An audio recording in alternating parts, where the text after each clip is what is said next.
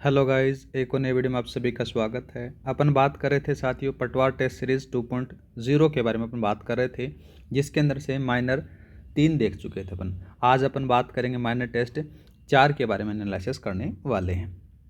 आज का पहला सवाल आ जाता है साथियों। पहला सवाल क्या दे रखा है? पहला सवाल दे रखा है कि भारत की अक्षांश स्थिति के बारे में पूछा गया है।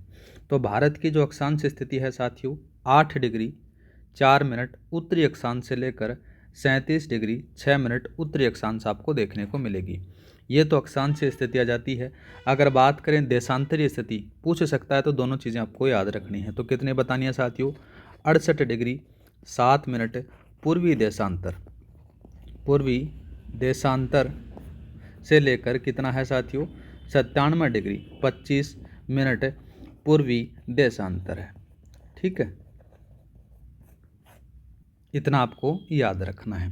दूसरा बात करते हैं भारत की मानक समय रेखा के बारे में पूछा गया है।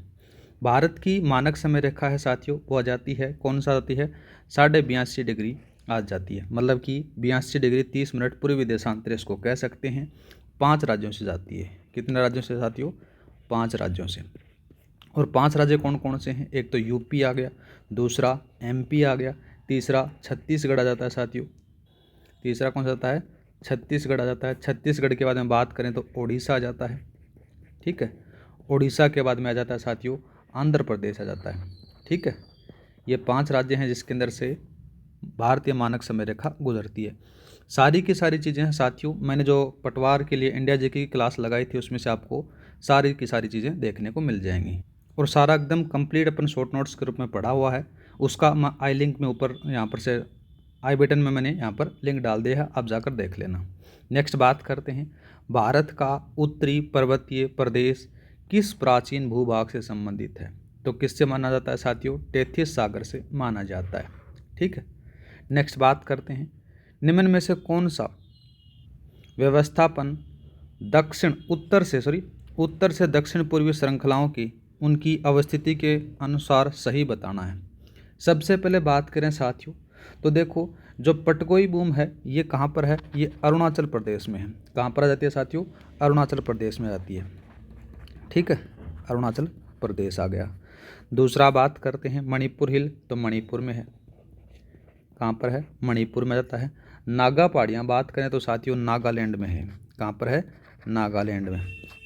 और मिजो हिल के बारे में बात करें तो साथियों इसको एक और नाम से भी जाना जाता है, वह नाम आ जाता है लुसाई। क्या नाम आ जाता है साथियों? लुसाई आ जाता है। और ये सारे के सारे कहाँ पर हैं? ये मिजोरम में हैं। कहाँ पर आ जाती हैं साथियों? मिजोरम में आ जाती हैं। एक और बात करें तो त्रिपुरा में त्रिपुरा है एक के नाम से। और एक और आ जाता है साथियों असम के अंदर से बात करें तो असम में क्या नाम से आएगा? असम में आएगा बरेल। और दूसरा नाम आ जाता है मिकिर। ये दोनों हैं, ये असम में है। एक त्रिपुरा में त्रिपुरा के नाम से जाता है। तो अपने क्वेश्चन की तरफ अपन चलते हैं, तो देखो आपको उत्तर से दक्षिण की तरफ आपको इनको व्यवस्थित करना है। उत्तर से दक्षिण की तरफ अपन चलेंगे तो सबसे पहले कौन सा आएगा साथियों? अरुणाचल प्रदेश आएगा। अरुणाचल प्रदेश के बाद में अपन नीचे चलते हैं तो नागालैंड आ जाता है। नागालैंड के बाद में बात करें तो साथियों मिजोरम, मणिपुर आ जाता है। और मणिपुर के बाद में मिजोरम आ जाता है। तो ऑप्शन नंबर आपका कौन सा सही रहेगा? चौथे वाला सही रहेगा। नेक्स्ट क्वेश्चन के बारे में बात करें तो नेक्स्ट दे रखा है कि पीर पंजाल, धौलाधर, नाग टिब्बा, महाभारत पर्वत श्रेणियाँ हिमालय के किस उपविभाग में पाई जाती हैं साथियों? देखो साथियों, सबसे पहले बात करें तो जो पीर पंजाल है ये आपको जम्मू कश्मीर में देखने को मिलेगी। ठीक है, दूसरा बात करें धौलाधर है, ये हिमाचल प्रदेश में आपको देखने को मिलेगी। और थोड़ा बहुत उत्तराखंड में भी आपको देखने को मिल जाती है। दूसरा बात करें तो नाग टिब्बा है, ये भी आपको कहाँ पर? उत्तराखंड में देखने को मिलेगी। और महाभारत पर्वत के बारे में बात करें तो साथियों ये नेपाल में आपको देखने को मिलेगी। ये सवाल इसमें से पूछा गया है कि ये सारी की सारी कहाँ पर हैं, किस हिमालय के किस उपविभाग में पाई जाती हैं? तो साथियों ये लघु हिमालय में पाई जाती है। ठीक है, नेक्स्ट बात करते हैं। नेक्स्ट सवाल क्या दे रखा है? नेक्स्ट सवाल दे रखा है कि नाथुला दर्रा है। तो नाथुला दर्रा साथियों इंपॉर्टेंट है, बहुत बार पूछा जाता है, तो याद रखना ये सिक्किम में है। कहाँ पर है? सिक्किम में आपको देखने को मिल जाता है। नेक्स्ट बात करते हैं साथियों, देहरादून, कोटलीदून और पाटलीदून ये सारे के सारे कहाँ पर है साथियों? ये मिलेंगे आपको हिमाचल एवं शिवालिक के मध्य आपको देखने को मिल जाते हैं। ठीक है, कहाँ पर मिलेंगे? हिमाचल और शिवालिक के मध्य आपको देखने को मिलेंगे सारे के सारे। आगे बात करते हैं, जब मैं राजस्थान की इंडिया ज्योग्राफी पढ़ा रहा था यहाँ पर पटवार के लिए, तो मैंने पहले इंपॉर्टेंट लगाया था साथियों, 2-3 बार मैंने इसको इंपॉर्टेंट लगाकर बताया था। दोबारा से क्वेश्चन आ चुका है। जब पटवार टेस्ट सीरीज अपन 2.1 के बारे में डिस्कस कर रहे थे, पहले वाली जो टेस्ट सीरीज चली थी उसमें से अपन ने देखा था, तो उसमें भी एक क्वेश्चन आया था, इसमें भी आया है, और आप जितनी भी टेस्ट सीरीज देते हो तो उसमें सारा में मिल जाता है। तो सवाल दिया गया है, निम्नलिखित में से असुमेलित युग्म को छांटिए। देखो साथियों, यहाँ पर से एक तरफ प्रयाग दे रखे हैं, दूसरी तरफ आपको संगम दिए गए हैं। वैसे बात की जाए तो आपको प्रमुख प्रयाग हैं, मतलब कि प्रयागों की जो संख्या है वो आपको कितने देखने को मिलेंगे? 6 देखने को मिलेंगे। और वो 6 कौन कौन से हैं? देखो, सबसे पहले बात करें, विष्णु प्रयाग है ना, वो अलकनंदा और धौली गंगा पर है। ठीक है। कर्ण प्रयाग आ जाता है अलकनंदा और पिंडार पर आ जाता है। देव प्रयाग के बारे में बात करें ना साथियों, तो यहाँ पर से भागीरथी और मंदाकिनी नहीं है। ठीक है, तो यहाँ पर क्या आएगा साथियों? यहाँ पर याद रख लेना, एक का नाम आ जाता है अलकनंदा, अलकनंदा के साथ में बात करें तो आ जाता है साथियों भागीरथी आ जाता है। ठीक है, इस पर ये देव प्रयाग बना हुआ है। नंद प्रयाग है अलकनंदा और नंदाकिनी पर बना हुआ है। अपने क्वेश्चन का जो आंसर होता है ये हो जाता है यहाँ पर। ठीक है, तो जो देव प्रयाग है वो अलकनंदा और भागीरथी पर आपको देखने को मिल जाता है। 2 प्रयाग और बच जाते हैं साथियों। एक का नाम आ जाता है प्रयागराज आता है। प्रयागराज का जो स्थिति है आपको कहाँ पर मिलेगा? गंगा प्लस का यमुना मिल जाता है। ठीक है, एक और बच जाता है साथियों, रुद्रप्रयाग। रुद्रप्रयाग, रुद्रप्रयाग के बारे में बात करें तो साथियों कौन कौन सा आएगा? एक का नाम आ जाता है अलकनंदा, अलकनंदा के साथ में जाता है साथियों मंदाकिनी आ जाता है। ठीक है, तो यहाँ पर यह रुद्रप्रयाग आपको देखने को मिल जाते हैं। इस प्रकार से 6 प्रयाग आपको देखने को मिलेंगे। नेक्स्ट बात करते हैं, नेक्स्ट सवाल आ जाता है कि उत्तर भारतीय मैदान में बाढ़ निर्मित नए युवा निक्षेपों को कहा जाता है। तो इनको क्या कहा जाता है साथियों? इनको खादर कहा जाता है। ठीक है, नेक्स्ट बात करते हैं, निम्न में से कौन सा उत्तरी मैदान का प्रादेशिक विभाग नहीं है? तो कौन सा नहीं है साथियों? उत्तर की तरफ अपन चलते हैं तो पंजाब हिमालय का मैदान भी आपको देखने को मिलेगा, गंगा भी देखने को मिलेगी, लेकिन ये जो गोदावरी वाला है ना, ये गोदावरी का मैदान है, ये आपको नहीं देखने को मिलेगा। जब भारत का अपन मैप देखते हैं तो आपको गोदावरी वाली जो स्थिति है वो यहाँ पर से देखने को मिल जाती है, उत्तरी हिस्से में न होकर यह भारत के नीचे वाले मैप में आपको देखने को मिलेगी। नेक्स्ट बात करते हैं साथियों, नेक्स्ट सवाल आ जाता है कि सुमेलित करो।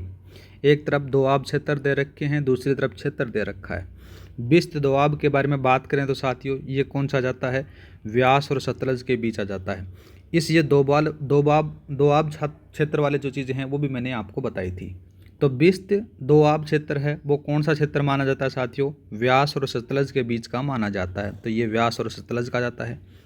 बारी दोआब के बारे में बात करें तो साथियों व्यास एवं रावी नदी के बीच का क्षेत्र माना जाता है। ठीक है, चास दोआब के बारे में बात करें तो साथियों झेलम और चिनाब के बीच का क्षेत्र माना जाता है। और रचना दोआब के बारे में बात करें तो रावी और चिनाब के बीच का क्षेत्र माना जाता है। तो अपना कौन सा सही रहेगा साथियों? ए में तीसरा आ जाता है और बी में दूसरे वाले में पहला आ जाता है, तो ऑप्शन नंबर आपका 3rd वाला सही रहेगा। ठीक है, नेक्स्ट बात करते हैं, नेक्स्ट सवाल आ जाता है कि कौन सी पर्वतमाला प्रायद्वीपीय पठार के उत्तर पश्चिम दिशा में स्थित है? तो कौन सा जाते हैं साथियों? जो अरावली है ना वो मानी जाती है।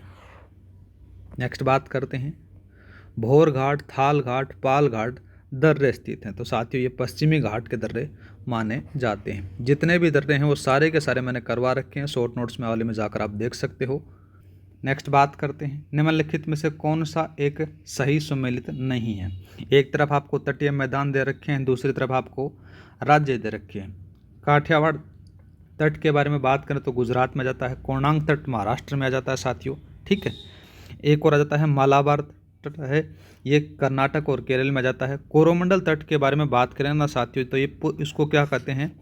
देखो ये पूर्वी तट का हिस्सा माना जाता है, पूर्वी में तटीय मैदानी हिस्सा आ जाता है, और इसकी स्थिति है वो तमिलनाडु है साथियों। कहाँ पर आ जाती है इसकी? तमिलनाडु आ जाती है, ओडिशा में आपको नहीं देखने को मिलेगा। एक स्थिति और याद रखना साथियों, जो काठियावाड़ तट आ गया, कोणार्क तट हो गया, मालाबार तट हो गया, ये ऊपर वाले हैं, ये पश्चिमी तटीय क्षेत्र हैं। ठीक है, कौन सा होता है साथियों? पश्चिमी तटीय मैदान है। जबकि ये कोरोमंडल तट है, ये कौन सा होता है साथियों? पूर्वी हिस्सा माना जाता है, पूर्वी तटीय मैदान इसको कहा जाता है। ठीक है, और इसकी स्थिति है तमिलनाडु में। नेक्स्ट बात करते हैं भारत में पथरीले द्वीप पाए जाते हैं, तो कहाँ पर पाए जाते हैं साथियों? जो पश्चिमी तट पर पाए जाते हैं। ठीक है, नेक्स्ट बात करते हैं। नेक्स्ट आता है कि निम्नलिखित में से भारत में अभ्रक का प्रमुख उत्पादक जो राज्य है उसके बारे में पूछा गया, तो साथियों आंध्र प्रदेश माना जाता है। ठीक है, नेक्स्ट बात करते हैं अंडमान और निकोबार को कौन सा जल क्षेत्र अलग करता है, तो कौन सा करता है साथियों? 10 डिग्री चैनल है वो अलग करता है। नेक्स्ट बात करते हैं उकाई जल विद्युत परियोजना कौन सी नदी पर विकसित की गई है? ये उकाई है ना साथियों, ये गुजरात की विद्युत परियोजना है और ये ताप्ती नदी पर बनी हुई है। ठीक है, जितनी भी परियोजनाएं हैं वो सारी की सारी चीज़ें मैंने यहाँ पर करवा रखी हैं। शॉर्ट नोट्स वाली जो क्लास देखोगे प्लेलिस्ट के अंदर से, तो आपको जितने भी अपन ज्योग्राफी के कर रहे हैं ना, सारे के सारे क्वेश्चनों के आंसर मिल जाएंगे। नेक्स्ट बात करते हैं उत्तरी भारत में शीतकालीन वर्षा का कारण पूछा गया है, तो साथियों जो पश्चिमी चक्रवाती विक्षोभ है उसके कारण भारत के जो होता है उसमें शीतकालीन वर्षा होती है। ठीक है, तो ये कौन सा आएगा? पश्चिमी विक्षोभ के कारण। नेक्स्ट बात करते हैं हिमालय के तराई वन की सबसे पूर्वी सीमा पर स्थित और बिहार से संबंधित बाघ परियोजना का बाघ अभ्यारण्य का नाम बताइए, वो पूछा गया है। तो साथियों ये बहुत इंपॉर्टेंट है, वाल्मीकि बाघ अभ्यारण्य है। ठीक है, नेक्स्ट बात करते हैं। नेक्स्ट सवाल आ जाता है कि निम्नलिखित में से कौन आहार श्रृंखला का निर्माण करते हैं? देखो साथियों सबसे पहले बात करें तो देखो कौन सा आएगा? घास आएगा। घास को बकरी खाएगी। ठीक है, और बकरी को क्या करेगा? मानव खा जाएगा। इस प्रकार से एक आहार श्रृंखला बन जाती है। ऑप्शन नंबर आपका बी वाला सही रहेगा। नेक्स्ट सवाल दे रखा है कि निम्नलिखित को सुमेलित करना है। एक तरफ से सूची 1 और सूची 2 के बारे में बात हो रही है। राउरकेला के बारे में बात करें तो साथियों राउरकेला कहाँ पर है? उड़ीसा में आ जाता है। दुर्गापुर के बारे में बात करें तो ये पश्चिम बंगाल में आ जाता है साथियों। भिलाई के बारे में बात करें तो भिलाई आपको कहाँ पर मिलेगा? छत्तीसगढ़ में मिल जाता है। और सेलम है ये तमिलनाडु में मिल जाता है। ठीक है, तो इसका जो सही आंसर रहेगा वो कौन सा रहेगा साथियों? सेकंड वाला। नेक्स्ट बात करते हैं निम्न में से परमाणु ऊर्जा संयंत्र और उनके स्थान दे रखे हैं और असुमेलित युग्म के बारे में बात हो रही है। पहला जाता है साथियों तारापुर है, ये महाराष्ट्र में है। ठीक बात आती है। दूसरा जाता है साथियों कल्पक्कम। ये कल्पक्कम की जो स्थिति है ये कहाँ पर मिलेगी साथियों? तमिलनाडु में इसकी स्थिति मिल जाती है। और पूर्णतः स्वदेशी है। क्या जाता है साथियों? पूर्णतः स्वदेशी है। ठीक है, कर्नाटक में एक है जिसका नाम आ जाता है साथियों केंगा। ये थोड़ा सा याद रखना। रावत बाटा राजस्थान में है। और दूसरा जाता है साथियों काकरापारा जाता है, ये गुजरात में आ जाता है। ठीक है, तो आपका जो सही आंसर रहेगा ये सेकंड वाला रहेगा। नेक्स्ट बात करते हैं। नेक्स्ट आता है कि निम्न में से हरित गृह प्रभाव के लिए उत्तरदायी गैस का अवरोही क्रम आपसे पूछा गया है। तो साथियों सबसे पहले बात करें अपन कार्बन डाइऑक्साइड के बारे में। CO2 होती है, इसमें 60% आपको देखने को मिल जाती है। ठीक है, बाद में होती है मीथेन जिसमें से CH4 अपन बोल सकते हैं। इसकी जो मात्रा होती है साथियों लगभग 20% आपको देखने को मिल जाती है। बाद में क्लोरोफ्लोरोकार्बन आ गया और हाइड्रोजन ऑक्साइड आ जाता है। ये इससे और बच जाते हैं, वो यहाँ पर इसमें देखने को मिलेंगे। तो A, B, C और D आपका ऑप्शन रहेगा।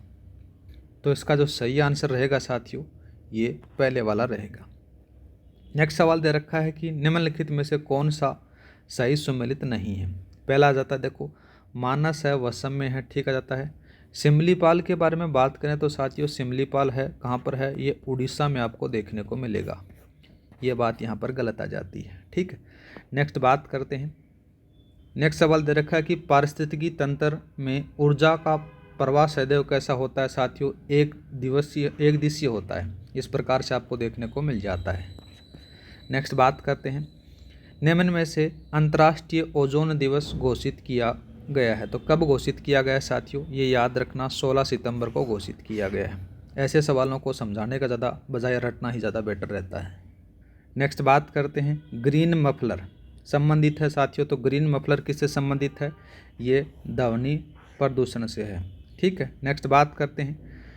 निम्नलिखित में से कौन सी गैसें अम्लीय वर्षा के लिए मुख्यतः उत्तरदायी हैं। तो साथियों सबसे पहले इम्पोर्टेंट बात करें तो सल्फर डाइऑक्साइड आ जाता है और दूसरा आता है नाइट्रोजन ऑक्साइड। ये दोनों के दोनों जो हैं ये क्या जाते हैं साथियों, अम्लीय वर्षा के लिए मुख्य रूप से उत्तरदायी मानी जाती हैं। नेक्स्ट बात करते हैं साथियों, नेक्स्ट सवाल आ जाता है कि क्योटो प्रोटोकॉल जो कि एक अंतर्राष्ट्रीय समझौता है संबंधित है, तो किससे संबंधित है साथियों, वो आ जाता है UNFCCC से संबंधित माना जाता है। ठीक है, नेक्स्ट बात करते हैं, मैथ के सवाल आ जाते हैं साथियों। सवाल दे रखा है कि एक समबाहु त्रिभुज की प्रत्येक भुजा है वो 24√3 मीटर है, उसका क्षेत्रफल ज्ञात करना है।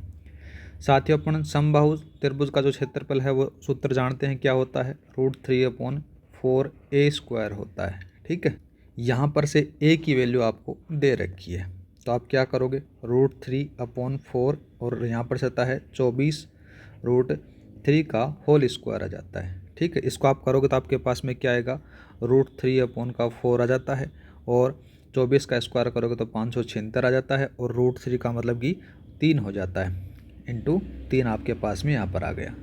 इसको जब आप सोल्व करोगे तो आपके पास में जो आंसर आएगा वो कितना आएगा, √3/4 इंटू आ जाता है साथियों 1728 आ गया। 1728 आ जाता है, जब इसको 4 से काटोगे तो आपके पास में जो आंसर आएगा 432√3 वर्ग मीटर आएगा। ऑप्शन नंबर पहले वाला आपका सही रहेगा। ठीक है, नेक्स्ट बात करते हैं। नेक्स्ट सवाल दे रखा है कि एक समलंब चतुर्भुज की समांतर भुजाएं क्रमशः 46 मीटर तथा 25 मीटर हैं तथा अन्य दो भुजाएं हैं वो 20 मीटर तथा 13 मीटर हैं, उस समलंब चतुर्भुज का क्षेत्रफल क्या होगा वो पूछा गया है। देखो साथियों अपन एक समलंब चतुर्भुज बनाते हैं, उसके अंदर से इस प्रकार से आकृति आपको दे रखी है। ठीक है, ये इससे मैच हो गया और ये इससे हो गया, ऐसी आकृति आपके पास में दे रखी है। ऊपर वाली जो भुजा है साथियों यहाँ पर से 25 मीटर दे रखी है।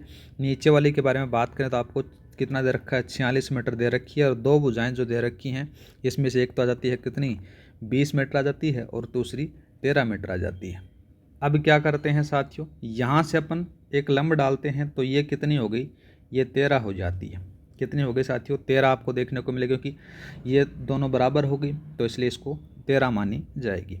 अब क्या करेंगे साथियों, यहाँ पर से ये जो टोटल है यहाँ से लेकर यहाँ तक की, तो ये कितनी हो जाएगी साथियों, ये हो जाएगी 25, क्योंकि ये वाली बराबर हो गई तो ये वाली भी बराबर हो गई। इधर कितनी बच जाती है साथियों, इधर 21 मीटर बच जाती है। ठीक है, यहाँ से क्या करेंगे अपन, एक लंब डालेंगे, ये लंब डालेंगे मतलब कि इसकी ऊंचाई अपने को पता चल जाएगी। यहाँ से अपन लंब डालेंगे तो अपने पास में क्या होगा साथियों, ये 20 हो गई, ये 13 हो गई, ये नीचे वाली 21 आ जाती है। सबसे पहले अपने इसकी नंबरिंग कर लेते हैं। तो देखो क्या करेंगे अपन, यहाँ पर से A आ गया, यहाँ पर से B आ गया और यहाँ पर से C आ गया, यहाँ पर से D आ गया। इतना आपने किया, बाद में इसको मैं E नाम दे देता हूँ और इसको मैं F नाम दे देता हूँ। अब क्या करेंगे साथियों, अपन करेंगे, देखो यहाँ पर से एक त्रिभुज लेते हैं। कौन सा त्रिभुज है साथियों, त्रिभुज आ जाता है AD और E वाला जाता है। कौन सा साथियों, AD और E वाला, ये त्रिभुज मैंने यहाँ पर लिया। अब इसका अपना अर्ध परिमाप के हिसाब से, जैसे आपके पास में A की वैल्यू है पता है कितनी है, 13 है, B की वैल्यू है 21 है और C की वैल्यू आपके पास में 20 आ जाती है, जो आपके पास में यहाँ पर से सारी चीज़ें दे रखी हैं। आप क्या लगाओगे, त्रिभुज के अर्ध परिमाप का सूत्र लगाओगे, S बराबर A plus B plus C बटा 2 वाला सूत्र लगा दोगे। ए की वैल्यू, B की वैल्यू, C की वैल्यू रखने के बाद में इसका हाफ करोगे तो लगभग कितना आ गया, 13, 21 और 20 आ जाता है, तो लगभग आपके पास में 54। अगर 54 का अपन आधा करेंगे तो आपके पास में S की वैल्यू जो निकल कर आएगी वो कितनी आ गई साथियों, 27 आ जाती है। ठीक है, बाद में अपन जो एक सूत्र लगता है कौन से वाला, यहाँ पर से हीरे वाला, S माइनस का A और S माइनस का B, S माइनस का C लगाएंगे। ठीक है, S की वैल्यू आपके पास में 27 आ गई, ABC की वैल्यू आपके पास में ऑलरेडी आपने दे रखी है। तो इस प्रकार से आप निकालोगे तो आपके पास में कितना आएगा, 126 मीटर स्क्वायर आ जाएगा। बाद में आप क्या जानते हो साथियों, त्रिभुज का अपन सूत्र लगाएंगे 1/2 आधार गुणा ऊंचाई। तो आधार कितना है साथियों, 21 आ जाता है। ऊंचाई मेरे को पता नहीं है कौन सी, ये DF, ये DF का मेरे को पता नहीं है और इसके इक्वल कितना निकाला अपने, 126 निकाला है, 126 मीटर स्क्वायर अपने निकाला है साथियों। DF की वैल्यू आप आराम से निकाल सकते हो, तो कितनी आएगी, 126 आ जाता है, मल्टीप्लाई 2 आएगा अपॉन 21 आ जाता है, तो लगभग आपके पास में DF की वैल्यू आएगी 12। अब क्या करोगे साथियों, अपन समलंब चतुर्भुज का क्षेत्रफल निकालेंगे, जिसमें से ए, बी और सी, डी के बारे में बात करेंगे। इसका जो सूत्र क्या होता है साथियों, 1/2 होता है, और ए बी प्लस का डी सी, ठीक है, और इंटू आपके पास में अभी आपने निकाली है किसकी, डी एफ की वैल्यू आपने निकाली है। 1/2 आ गया। ए बी की वैल्यू आपके पास में कितनी है साथियों, 46 आ जाती है। 46 के बाद में यहाँ पर डी सी की जो वैल्यू है वो कितनी आ जाती है साथियों, यहाँ पर से 25 दे रखी है, और डी एफ की वैल्यू अभी आपने निकाली है वो कितनी थी साथियों, 12 आ जाती है। जब आप इसको सोल्व करोगे तो आपके पास में जो आंसर आएगा वो 426 आएगा, 426 वर्ग मीटर, ठीक है।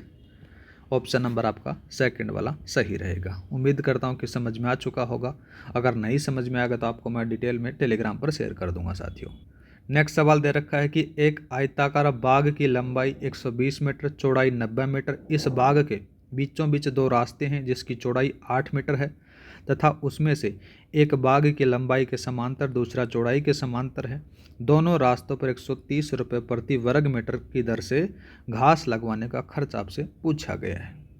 मतलब कि कैसी सी कंडीशन है साथियों, इस प्रकार से कंडीशन आपके पास में दे रखी है। एक आयताकार आ गया और इसके एक रास्ता तो ये आ गया, ठीक है, इस प्रकार से रास्ता जाता है।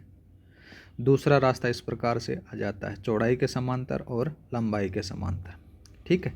सबसे पहले बात करें तो साथियों अपन लंबाई के समांतर रास्ते का क्षेत्रफल में बात करेंगे, तो कितना आएगा साथियों, 120 गुणा कितना कर दोगे, 8 कर दोगे तो आपके पास में 960 आ जाता है। 960 आने के बाद में अपन बात करें तो कितना जाता है, चौड़ाई के समांतर, ये तो था लंबाई के समांतर, अब आता है चौड़ाई के समांतर। चौड़ाई के समांतर आप निकालोगे तो 90 गुणा 8 आपके पास में दे रखा है, तो वो कितना आ गया साथियों, ये आ जाता है करीबन 720 आ जाता है। इतना आपने निकाला, लेकिन कुछ चीज़ यहाँ पर बच जाती है साथियों। क्या बचेगा, कॉमन चीज़ बच जाती है, ये बचती है, देखो इधर वाला, इस कॉमन की है 8 आ जाती है साथियों। तो देखो कौन सा आएगा, प्रतिच्छेद क्षेत्र का जो क्षेत्रफल आएगा वो कितना आएगा, 8 गुणा 8 आप आराम से निकाल सकते हो, तो वो 64 आ जाता है। इन दोनों का आप ऐड कर दो साथियों, कितना, 960 प्लस का 720, और जो प्रतिच्छेदित है दोनों का कॉमन है तो इसमें से इसको घटा दो, तो कितना, 64 घटा दोगे तो आपके पास में कितना आएगा साथियों, ये आएगा 1616 आ जाता है। तो इसको आप मल्टीप्लाई करोगे तो आपके पास में कितना आएगा, 16 को मल्टीप्लाई करोगे आपके पास में 130 से, तो आपके पास में आएगा 2,10,080 रुपये आपके पास में आंसर आ जाएगा। ऑप्शन नंबर आपका फर्स्ट वाला सही रहेगा, ठीक है। नेक्स्ट बात करते हैं। नेक्स्ट बात करें साथियों, एक त्रिभुज की 3 भुजाएं दे रखी हैं, 10 मीटर, 12 मीटर और 14 मीटर दे रखी हैं। उस त्रिभुज के अंतःवर्त का क्षेत्रफल आपसे पूछा गया है। सबसे पहले बात करें साथियों, देखो अपन क्या करेंगे, यहाँ पर से हीरे वाला फॉर्मूला निकालेंगे, S बराबर A plus B plus C बटा 2। ए बी सी की वैल्यू आपके पास में दे रखी है साथियों, 10, 12 और 14। जब इनको टोटल करेंगे तो आपके पास में 36 आएगा, इसका आधा कर दो तो आपके पास में 18 जाता है। S की वैल्यू आपके पास में 18 आ गई। बाद में अपन S माइनस ए और S माइनस बी और S माइनस सी वाला फॉर्मूला यूज़ करेंगे, तो आपके पास में जो इसका एरिया आएगा वो आएगा 24√6 आ जाएगा। कितना आएगा साथियों, 24√6 आपके पास में इसका एरिया निकल जाता है। अब क्या करेंगे साथियों, अपन निकालेंगे इसकी अंतःवर्त की त्रिज्या। अंतःवर्त की त्रिज्या बराबर अपने पास में क्या होती है, A बराबर S इंटू आर होती है। A की वैल्यू आपके पास में निकाल ली, S की वैल्यू आपके पास में ऑलरेडी है, तो R की वैल्यू क्या जाएगी साथियों, 24√6 बटा 18 आ जाएगी। जब आप इसको सोल्व करोगे तो आपके पास में आएगी 4√6 बटे 3 मीटर आएगी। आर की वैल्यू आपके पास में आराम से निकल गई। वृत्त का क्षेत्रफल आपको निकालना है, तो क्या होता है साथियों, पाई आर स्क्वायर लगाना है, तो 22/7। आर की वैल्यू आपने यहाँ पर निकाली, ये आर की वैल्यू आ जाती है, तो यहाँ पर से होगा 4√6 बटा 3, 4√6 बटा 3 आ जाती है। जब आप इसको सोल्व करते हो तो यहाँ पर से क्या आएगा साथियों, √6 हो जाता है, और 4 4 16 हो जाता है, ठीक है। तो इसको आप किससे काटोगे, यहाँ पर आ जाता है 22/7 गुणा 16 गुणा 6 बटे 9 आ जाती है, ठीक है। ये इससे कट जाता है तो आपके पास में 704/21 आ गया। तो इसको जब आप सोल्व करते हो तो इसके अंदर से कितने बार भाग जाएगा, 3 बार जाएगा, फिर दोबारा से 3 बार जाएगा, और बाद में 11 शेष बच जाएगा, तो 30 से ही 11/21 वर्ग मीटर आपके पास में इसका आंसर आ जाता है, ठीक है। ऑप्शन नंबर आपका बी वाला सही रहेगा। उम्मीद करता हूँ कि समझ में आ चुका होगा। नेक्स्ट बात करते हैं। नेक्स्ट सवाल दे रखा है साथियों, एक वर्गाकार तथा एक वर्गाकार भूखंड का परिमाप बराबर है। यदि वर्गाकार भूखंड का क्षेत्रफल आ जाता है साथियों 1,23,904 वर्ग मीटर है, तो वर्ताकार भूखंड का क्षेत्रफल आपसे पूछा गया है। देखो साथियों, सबसे पहले अपन बात करें तो जो वर्ग होता है, वर्ग का जो क्षेत्रफल होता है वो क्या होता है, भुजा स्क्वायर होता है। यहाँ पर से वर्ग का क्षेत्रफल कितना दे रखा है, 1,23,904 दे रखा है। भुजा स्क्वायर आपके पास में पता है, ठीक है। यहाँ से क्या करोगे, इसको यहाँ से हटाओगे तो इधर रूट आ जाता है, तो यहाँ पर से कितना आएगा, इसकी भुजा निकल जाएगी, कितनी आएगी, 12,3,9,0,4 आ जाती है साथियों। तो इसका जब आप वर्ग निकालोगे तो आपके पास में भुजा आ जाएगी। तो ये वर्ग किसका होता है, 352 मीटर का होता है, ठीक है। ये आपके पास में पता चल गई वर्ग की भुजा। बाद में क्या कर रहा है कि वर्ताकार तथा एक वर्गाकार भूखंड का परिमाप बराबर है। परिमाप क्या होता है, 4 गुणा भुजा होती है, 4 गुणा भुजा होती है साथियों। तो यहाँ पर से 4 गुणा 352 बराबर आ जाता है 1408 मीटर आ जाता है। अब ये किसके बराबर है साथियों, ये आ जाती है वर्त का जो परिमाप है वो 2πr होता है। 2πr के बराबर आपके पास में कितना दे रखा है, 1408 दे रखा है। 1408 दे रखा है, यहाँ पर से 2 गुणा 22/7 और r आ जाता है बराबर का 1408 आ जाता है। r की वैल्यू आप आराम से निकाल सकते हो, 1408 × 7/2 गुणा 22। जब आप इसको सोल्व करोगे तो आपके पास में आएगा 224 मीटर आएगा, ठीक है। r की वैल्यू आ गई। अब क्या कर रहा है कि वर्ताकार का पूछ रहा है। वर्त का क्षेत्रफल πr² होता है 22/7। r की वैल्यू अभी आप निकाली है, कितनी आ जाती है साथियों, 224 आ जाती है।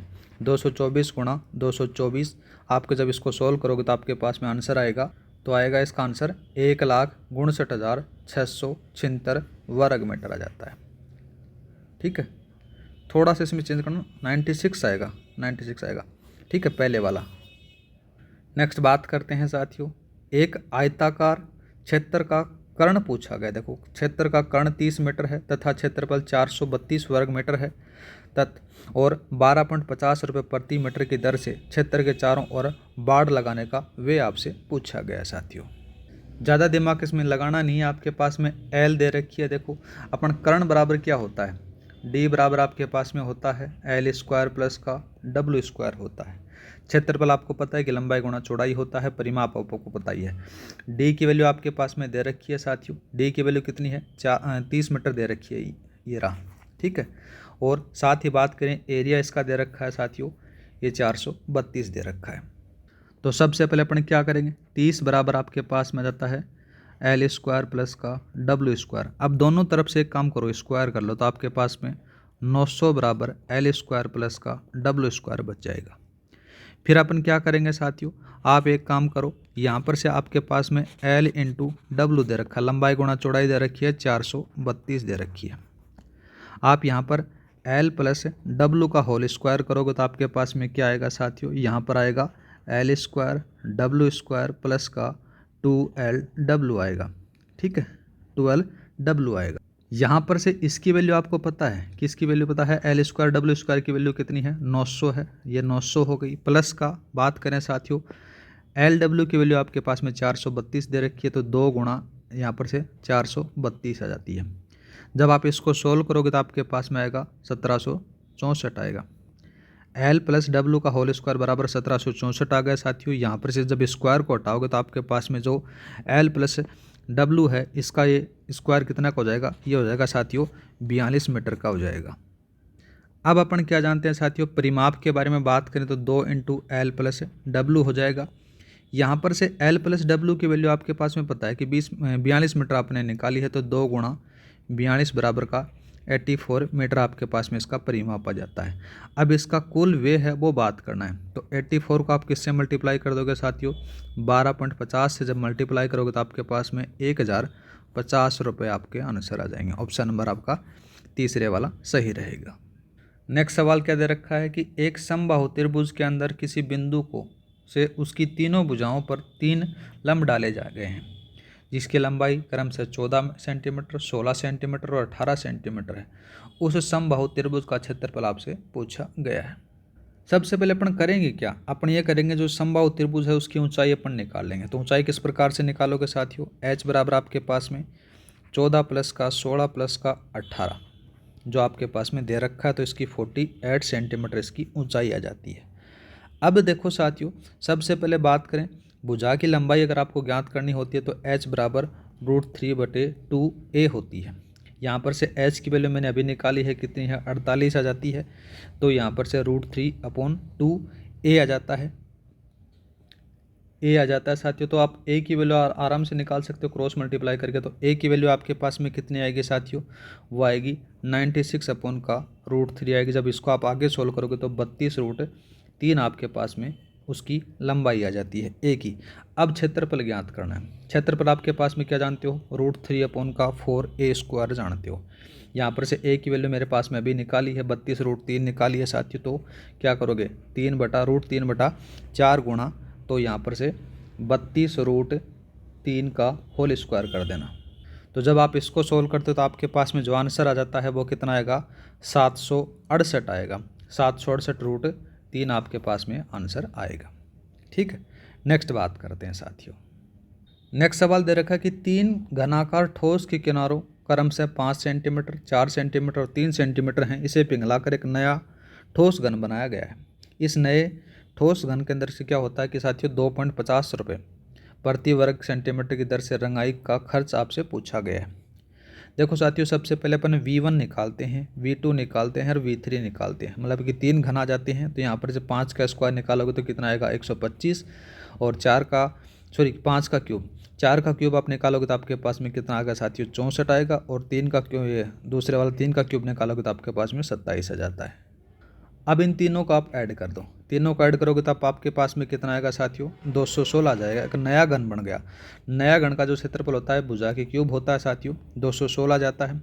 तो a बराबर आपके पास में क्या आएगा साथियों, 216 का मतलब कि 6 का क्यूब बन जाएगा। a की वैल्यू आपके पास में 6 आ गई। अब पृष्ठीय क्षेत्रफल आप क्या जानते हो, 6a² जानते हो। तो 6 गुणा a की वैल्यू अभी आपने निकाली साथियों, कितनी है, 6 निकाली है। तो 6 घंटा 6 आ जाती है 36। तो आपके पास में 216 आ जाता है। अब 216 को आप किससे मल्टीप्लाई करोगे साथियों, 2.50 से मल्टीप्लाई करोगे तो आपके पास में आंसर आएगा 540। ठीक है, ऑप्शन नंबर सेकंड वाला। नेक्स्ट बात करते हैं। नेक्स्ट सवाल क्या दे रखा है कि एक आयताकार पिंड या फिर घनाभ के आकार का क्षेत्रफल है वो 80 वर्ग सेंटीमीटर है। इसके अन्य 2 आसन पृष्ठों का क्षेत्रफल 72 वर्ग सेंटीमीटर है तथा 40 वर्ग सेंटीमीटर। उस आयताकार पिंड का आयतन आपसे पूछा गया है साथियों। ठीक है, जो घनाभ होता है उसमें L होती है, B होती है और H होती है। लंबाई, चौड़ाई और ऊंचाई आपके पास में पता है। आधार के क्षेत्रफल बात करें तो लंबाई गुणा चौड़ाई होता है, L इंटू B आ जाता है साथियों। 80 आपके पास में ऑलरेडी दे रखा है।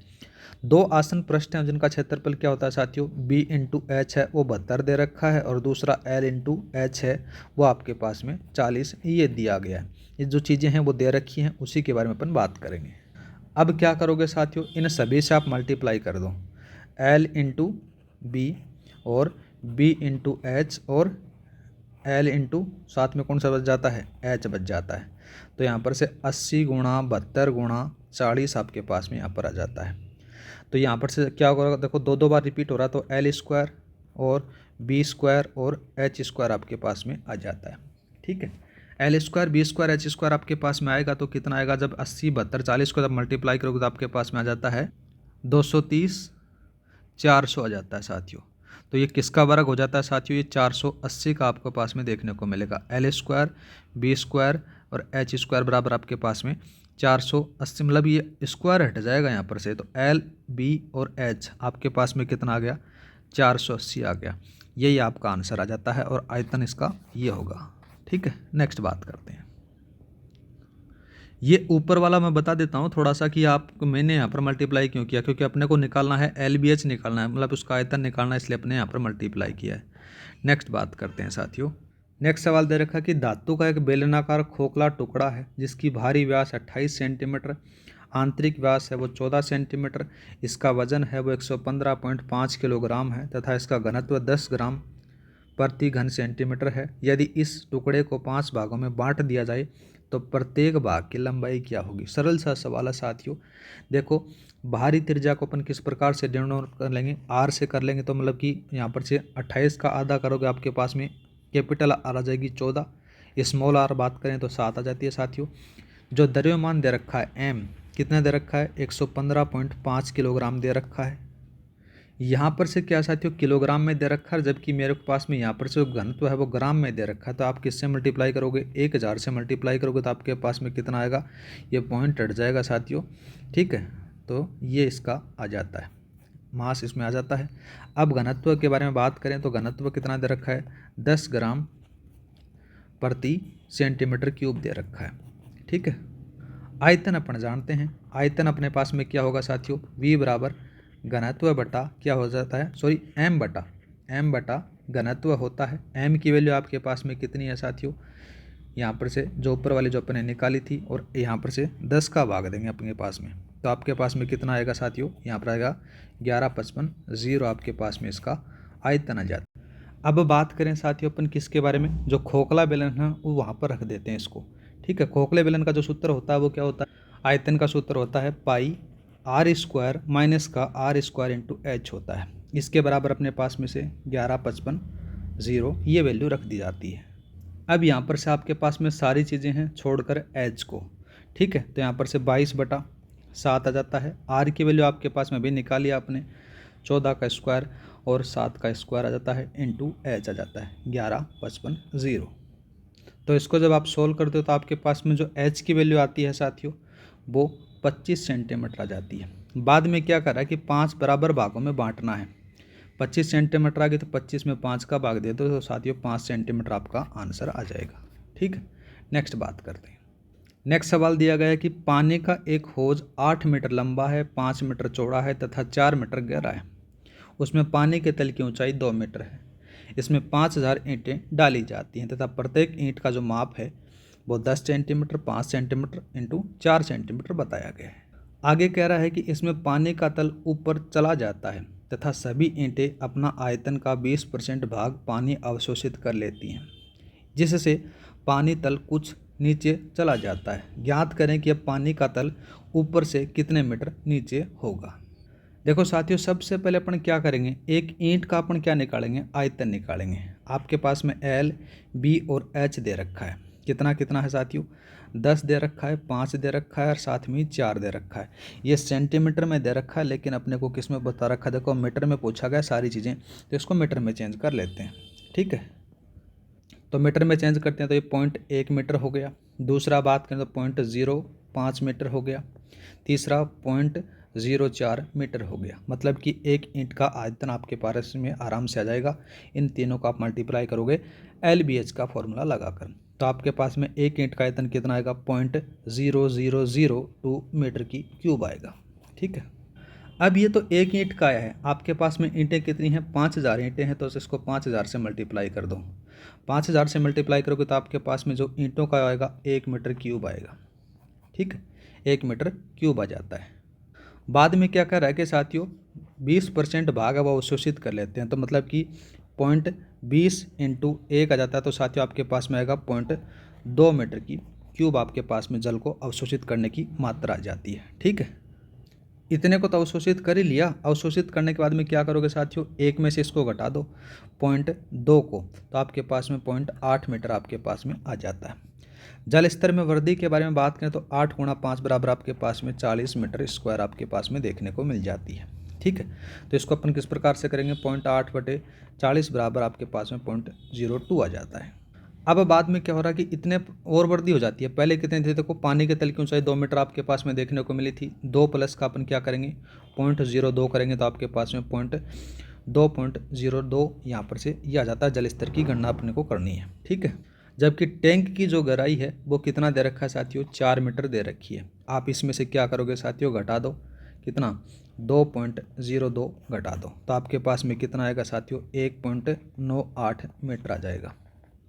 ऑप्शन नंबर 4 वाला सही रहेगा। नेक्स्ट बात करते हैं। नेक्स्ट वाला दे रखा है कि एक घनाभ के आकार की जीवशाला 2/3 भाग पानी से भरा हुआ है और एक और इस प्रकार से झुकाया गया कि पानी का स्तर आधार की एक भुजा तथा ऊपर की एक भुजा के समकक्ष आ जाता है। झुकाने का कि इस प्रकार के प्रयास के अंदर से क्या होता है कि 6 लीटर पानी है वो बाहर गिर जाता है। टंकी का घनफल या फिर आयतन आपसे पूछा गया है। सबसे पहले बात करें साथियों, 2/3 था, इसमें से आधा झुकाया जाता है। इसको आधा घटा दो तो आपके पास में 1/6 आ जाता है। और 6 को जब आपके पास में क्या है ये बाहर गिर जाता है तो 6 × 6 बराबर आपके पास में कितना आता है साथियों, 36 लीटर आंसर आ जाता है। ठीक है, नेक्स्ट बात करते हैं। नेक्स्ट है कि एक धातु शीशा का घन जिसकी कोर है 22 सेंटीमीटर को पिघलाकर 2 सेंटीमीटर व्यास की कितनी गोलियां बनेंगी। सबसे पहले बात करें तो साथियों जो घन है उस घन की जो कोर दे रखी है आपको 22 सेंटीमीटर दे रखी है और उसका आयतन होता है a क्यूब होता है। तो 22 का आप क्या करोगे क्यूब करोगे तो आपके पास में कितना आएगा, इसका 10,648 आ जाता है। ये इसका आयतन आ जाता है। अब बात करें साथियों जो गोली का आयतन है उसके बारे में बात करते हैं। लेकिन यहाँ पर से आपके पास में व्यास दे रखा है तो आर आपके पास में 1 सेंटीमीटर देखने को मिल जाती है। गोली के बारे में बात करें तो 4/3 पाई आर की क्यूब का फॉर्मूला लगा देते हैं। यहाँ पर से आर की वैल्यू 1 आ जाती है तो आपके पास में कितना आएगा, 88/21 घन ये गोली का आ जाता है। अब गोलियों की संख्या आपको बतानी है तो 10,648 है, इसमें से आप भाग दे दोगे किसका, एक गोली का जो आयतन है उसका भाग दे दोगे तो 80 × 24 यहाँ पर आ जाता है। तो आपके पास में कितना आएगा साथियों, यह आएगा 121 × 21 आ जाता है। ठीक है, तो आपका जो आंसर रहेगा वो रहेगा 2541। ठीक, नेक्स्ट बात करते हैं। नेक्स्ट है कि नेक्स्ट सवाल दे रखा है कि एक कमरे के फर्श तथा छत के क्षेत्रफल का योग उसके चारों दीवारों के क्षेत्रफल के योग के बराबर है। यदि वह होल 40 मीटर लंबा 32 मीटर चौड़ा है तो उसका आयतन क्या होगा वो पूछा गया। फर्श का क्षेत्रफल के बारे में बात करें तो क्या होता है साथियों, L × W होता है। ठीक है, चारों दीवारों के बारे में बात करें तो चारों दीवारों का जो क्षेत्रफल होता है 2 × L × H प्लस का 2 × W × H होता है। ठीक है, बाद में अपन क्या करेंगे, इनका मल्टीप्लाई करेंगे तो आपके पास में 2LH प्लस का 2WH बराबर आपके पास में 2LW दे रखा है। यहाँ पर से जो भी वैल्यू वो सारी की सारी रख दो साथियों। तो इसके अंदर से क्या करेंगे, यहाँ पर से L की वैल्यू दे रखी है 40 और W की वैल्यू दे रखी है 32। जो चीज़ें दे रखी है अपन उसी के हिसाब से काम करेंगे। तो इसको अपन जब हम इसकी वैल्यू रखते हैं तो वैल्यू रखने से पहले अपन क्या करेंगे, 2 कॉमन लेंगे। 2 कॉमन लेंगे आपके पास में LH WH बराबर LW आ जाता है। ठीक है, तो इसको अपन क्या करेंगे, 40 × 32 बराबर का 40H प्लस का 32H आपने यहाँ पर से रख दिया साथियों। तो H की जब वैल्यू निकालोगे तो आपके पास में कितना आएगा, 1280/72 आएगा। तो आपके पास में 160/9 मीटर आ जाता है। ठीक, अब आप आयतन जानते हो, V बराबर LBH जानते हो साथियों। सेम अपने पास में सारी की सारी वैल्यू हैं, 40 × 32 × 160/9 आ जाता है। जब आप इसको सोल्व करोगे तो आपके पास में जो आंसर आएगा वो आ जाता है 22,755 5 सही 9/प्रति घन मीटर आ जाता है। ठीक है, नेक्स्ट बात करते हैं। नेक्स्ट सवाल दे रखा है, रीजनिंग का है। रोहन पश्चिम दिशा की ओर पश्चिम दिशा में देख रहा है और 45 डिग्री दक्षिणावर्त, फिर से 180 डिग्री दक्षिणावर्त और फिर 225 वामावर्त घूमता है। अब वह किस दिशा में देख रहा है। तो साथियों सबसे पहले बात करें, इस प्रकार से है, वो किस साइड में खड़ा है साथियों, पश्चिम की दिशा में वो उसका मुख है, मतलब कि उत्तर, दक्षिण और ये पूर्व और ये पश्चिम आ जाता है। इस बंदे का जो मुँह है वो इस साइड में आपको देखने को मिलेगा। बाद में क्या करा साथियों, ये 45 डिग्री हो जाता है, ये 90 डिग्री हो जाता है। तो इसको जब आप सोल्व करोगे तो आपके पास में जो आंसर आएगा वो पश्चिम आ जाता है। ठीक है, नेक्स्ट बात करते हैं। नेक्स्ट सवाल दे रखा है कि रेहाना अपने घर से 6 किलोमीटर पश्चिम में ड्राइव करती है और बाएँ मुड़ती है और 3 किलोमीटर ड्राइव करती है और फिर वह बाएँ मुड़ती है और 10 किलोमीटर है वो ड्राइव करती है। उसके बाद में घर और कार्यालय के बीच की सबसे छोटी दूरी है वो कितनी आएगी साथियों, एक ट्रायंगल बन जाता है। तो उसका जो आंसर आएगा वो 5 किलोमीटर आएगा। ठीक है, नेक्स्ट बात करते हैं। नेक्स्ट बात करें तो निम्न शब्दों का शब्दकोश के अनुसार अपने को व्यवस्थित करना है साथियों। तो देखो सबसे पहले बात करें तो देखो कौन कौन सा आएगा, यहाँ पर से ये कॉमन आ जाता है, SNN तक अपने को देखना है, ये भी NN तक देखना है। तो यहाँ पर से SS आ रहा है तो सबसे पहला 1 नंबर इसका आएगा, ये ख़त्म हो गया। दूसरा बात करें तो साथियों अपन दोबारा से देखते हैं, यहाँ पर से SS तक आ रहा है, एस आई तक आ रहा है, एस आई तक आ रहा है, एस आई, और बाद में दूसरा जो कौन सा आएगा वो आ जाता है, वो ये आ जाएगा, क्योंकि यहाँ पर से एस आई नहीं एस सी दे रखा है। तो ये हो गया 3, 2 कौन सा वाला है, ऑप्शन नंबर आपका ये वाला रहेगा। नेक्स्ट बात करते हैं साथियों। नेक्स्ट सवाल दे रखा है कि सूर्यास्त के समय लोपा और कृत्तिका आमने सामने हैं। यदि लोपा की छाया कृत्तिका के दाईं ओर पड़ती है तो कृत्तिका का मुख किस दिशा में होगा? तो इसका जो सही आंसर होगा साथियों उत्तर दिशा में होगा। नेक्स्ट बात करते हैं। नेक्स्ट सवाल है कि कुणाल का घर एक कॉफ़ी शॉप से दक्षिण में स्थित है। कॉफ़ी शॉप के पूर्व में एक उद्यान है, उद्यान के उत्तर में स्थानीय बाजार है। यदि उद्यान से बाजार की दूरी कुणाल के घर से कॉफ़ी शॉप की दूरी बराबर मानी जाती है तो कॉफ़ी शॉप के संबंध में बाजार किस दिशा में स्थित होगा? तो इसका जो सही आंसर होगा वो साथियों उत्तर पूर्व में होगा। नेक्स्ट बात करते हैं। नेक्स्ट सवाल दे रखा है कि उस सही शब्द का चयन कीजिए जो नीचे दिए गए शब्दों का एक तार्किक क्रम विन्यास को दर्शाता है। देखो साथियों, सबसे पहले बात करें तो कच्चा माल आएगा, कच्चा माल के बाद में सामग्री होती है उसका प्रसंस्करण होगा, ठीक है, और बाद में क्या होगा साथियों, वो हो जाता है उत्पादन होगा, उत्पादन होने के बाद में वितरण होगा और बाद में खपत होगी, ठीक है। तो ऑप्शन नंबर आपका 4th वाला सही रहेगा। नेक्स्ट बात करते हैं। नेक्स्ट सवाल दे रखा है उस सही विकल्प का चयन करें जो निम्नलिखित शब्दों की व्यवस्था को तार्किक और अर्थपूर्ण क्रम में दर्शाती है। तो देखो साथियों, सबसे पहले क्या आती है, साइकिल आती है, साइकिल के बाद में ऑटो रिक्शा आता है, और ऑटो रिक्शा के बाद में क्या आती है साथियों, कार आती है, और कार के बाद में बस आती है, और बस के बाद में ट्रेन आती है। तो ऑप्शन नंबर आपका 4th वाला सही रहेगा। नेक्स्ट सवाल दे रखा है उस सही विकल्प का चयन करें जो निम्नलिखित शब्दों को की व्यवस्था को तार्किक और अर्थपूर्ण क्रम में दर्शाता है। तो देखो साथियों, सबसे पहले बात करें तो एक अपार्टमेंट आता है, और अपार्टमेंट मिलने के बाद में क्या होता है साथियों, बहुत सारे जो अपार्टमेंट मिलते हैं वो एक शहर का एक इमारत का निर्माण करते हैं, तो दूसरा ये इमारत हो जाता है, और बहुत सारी जो इमारत होती हैं वो एक शहर का निर्माण करती हैं, और शहर मिलकर एक स्टेट का निर्माण करते हैं, और एक बहुत सारे स्टेट मिलकर एक देश का निर्माण करते हैं। तो इस प्रकार से आपको ये सीक्वेंस जम जाता है। ऑप्शन नंबर आपका तीसरे वाला सही रहेगा। नेक्स्ट बात करते हैं। शाम 5 बजे घर से आते समय केतकी की परछाई उसके बाईं ओर गिर रही थी। उसके घर से स्कूल दिशा में पूछा गया है, तो कौन सी दिशा में आ जाता है साथियों, वो उत्तर दिशा में आ जाता है। नेक्स्ट बात करते हैं। सोना प्रतिदिन पार्क में टहलने जाती है। एक सुबह वह अपने घर से टहलना आरंभ करती है और उत्तर की ओर 40 किलोमीटर चलती है। फिर वह दाईं ओर मुड़ती है और 60 किलोमीटर चलती है, फिर से दाईं ओर मुड़ती है, 40 किलोमीटर चलती है। अंत में वह बाईं ओर मुड़ती है और 60 किलोमीटर चलती है। वह अपने घर से किस दिशा में और कितनी दूरी पर है? तो साथियों इसका जो सही आंसर रहेगा वो पूर्व दिशा में रहने वाला है। नेक्स्ट बात करते हैं। नेक्स्ट सवाल दे रखा है कि पी क्यू के उत्तर में है, टी क्यू के पूर्व में है, एस पी के पूर्व में है, एस टी के उत्तर पूर्व में है, और आर के दक्षिण पश्चिम में है। क्यू के सापेक्ष आर की स्थिति क्या है उसके बारे में पूछा गया है। तो साथियों उत्तर पूर्व इसका सही आंसर रहने वाला है। नेक्स्ट बात करते हैं। नेक्स्ट सवाल अपन देखेंगे साथियों इनपुट आउटपुट के बारे में। इनपुट आउटपुट के बारे में बात करें तो साथियों मैंने एक स्पेशल पटवार वालों के लिए इनपुट आउटपुट का एक वीडियो बना रखा है, जिसके अंदर से इनपुट आउटपुट के सारे कॉन्सेप्ट हैं वो आपके क्लियर हो जाते हैं और सारे क्वेश्चन आपसे सोल्व हो जाएंगे। दूसरी बात आ जाती है साथियों कि बहुत सारे लोगों के मैं कमेंट देखता हूं कि वो बोलते हैं कि इतने ज्योग्राफी के सवाल नहीं आएंगे, ये पटवार का पैटर्न नहीं है। तो साथियों कलाम है, कलाम एकेडमी है, ये जो भी टेस्ट सीरीज़ बनाती है उसमें कोई भी डाउट मत किया करो, वो एकदम आपके एकदम परफेक्ट तरीके से आपको लिए टेस्ट सीरीज़ बनाती है। पहली बात उनका डाउट मैं क्लियर कर देता हूं कि इतने ज्योग्राफी के सवाल नहीं आएंगे, इतने रीजनिंग के सवाल नहीं आएंगे। तो मेरे साथियों ये माइनर टेस्ट सीरीज़ है, ना कि एक फुल टेस्ट सीरीज़ है। माइनर टेस्ट सीरीज़ के अंदर से क्या होता है कि आपको टॉपिक दे दिए जाते हैं कि इन टॉपिक से आपके पास में टेस्ट होगा और उनसे आपसे सवाल बनाए जाते हैं।